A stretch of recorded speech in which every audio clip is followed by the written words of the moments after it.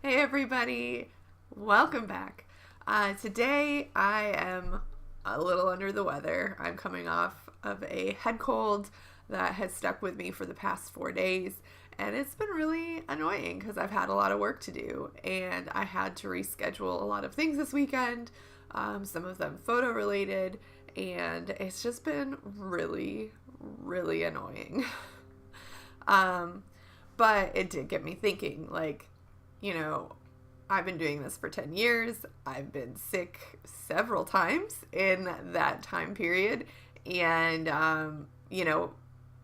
I've had to deal with a lot of different photo situations. I've been sick off season and on season. And what do you do when you're sick and you've got a photo shoot? Or what's even worse, you're sick and you have a wedding to shoot. And so I'll kind of talk to you about what I've done in the past, but also I want to give you some fail safes, just in case the worst happens, because I have heard stories of photographers not just getting a cold, but going to the hospital because they're so sick, or because they've broken a limb, or something even more serious than that, God forbid. So these are some tips that will help you be prepared when those occasions arise, whether it's from the very minor head cold like I have right now, or all the way up to something to severe. So when you're a solo entrepreneur, these things are scary because you're the one who's bringing in the money and you're the one who's paying the bills, and there's no support system. So you have to make this happen, right? So the very first thing you're going to want to do before you even get sick or something terrible happens is you need to have a reliable group of photographer friends who have similar styles to you, or at least are of professional caliber that you can connect with. And the way you do that is by networking. So you join groups on Facebook, you go to their events, you get to know people, and you find some people that you really connect with, that you know are professional, and that you can rely upon. It's one thing to put a message out in a group where you're like, hey, I can't do this wedding anymore, or I can't do this photo shoot. Is there somebody who's available? But you don't always know who you're going to get. I personally would rather have someone that I know is going to do a superb job, that their personality is very likable, that I know that they run a good business. These are things that, because I don't want to provide a photographer who is going to do a half-assed job. I don't. I want to make sure that my clients are really well taken care of. So the people that you connect with are going to be people that, run a business of high integrity, just like you do. One place that you can get started with that I highly recommend is the Rising Tide group on Facebook. Go look into them.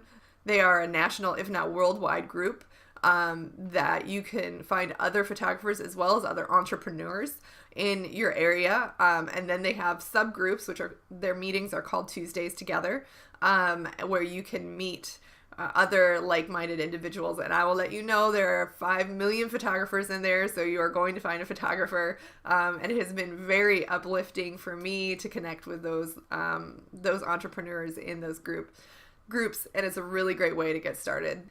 Number 2, when you do get sick, you're going to need to communicate. All right, don't let it get out of hand. Don't let it get crazy to the worst point ever. Like, if you, maybe not when you're feeling the sniffles, because I know for me and my body, a lot of times if I'm feeling sick and I listen to my body and I rest right away, I can get rid of it pretty quickly, and it won't affect things. But every now and then, it gets to the point, like it did with this one, it gets to the point where I know that I'm going to infect someone, or I'm just not going to have the energy to do what I need to do, and I'm going to be less than my best.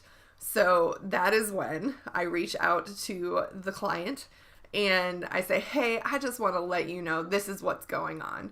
And 9 times out of 10, they're going to be so appreciative of that, and they will understand that. And if it's a shoot that is reschedulable, like a portrait session or an engagement session, that's usually not a problem. Now, when it comes to a wedding day, I personally have to be on my deathbed to miss a wedding. Like, the cold that I had right now, I would have shot through.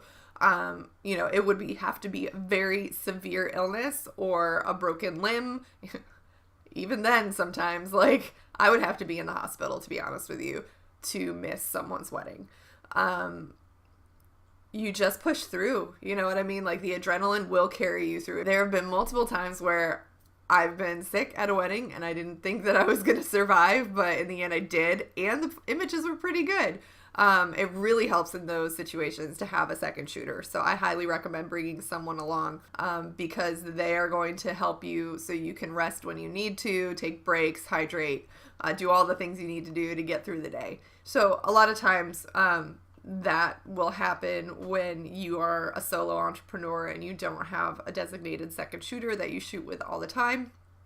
This used to be me, and then a couple years ago Daniel came onto the team, so now I have a designated shooter that I can send as my first if I need to. So if you do have the option to transfer your second up to the first shooter, because Daniel understands my brain, he knows how it works, he knows what shots I'm looking for, I would have full confidence in saying, hey babe, you take the lead on this one, I'm gonna hire so-and-so to come help you out. And that would be at my cost. I wouldn't expect the clients to pay for that because this is my problem, right? So I would find another professional who I feel like could do a great job at the wedding, would sync with our styles, that was available, and then I would pay that second shooter to go along with Daniel and take care of it.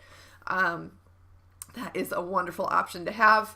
And then it still has your style and flair because your second shooter understands you.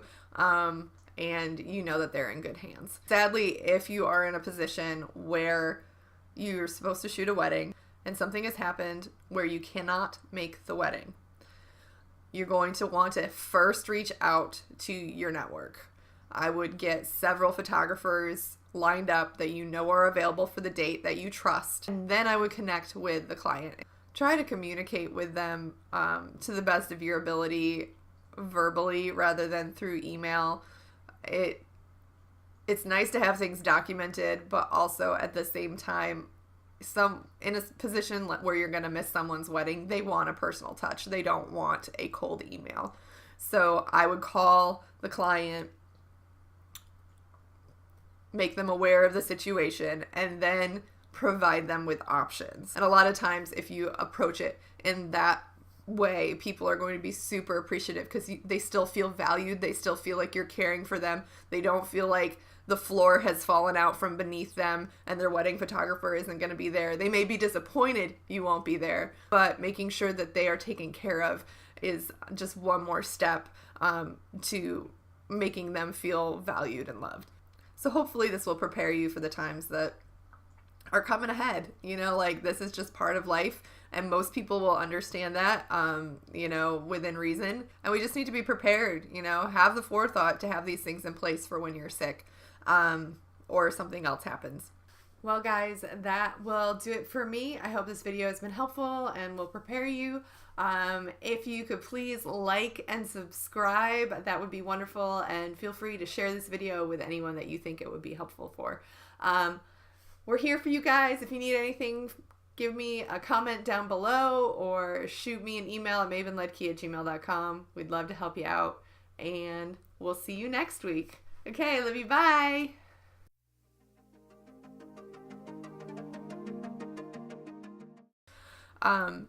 So here are my tips. We can get through it.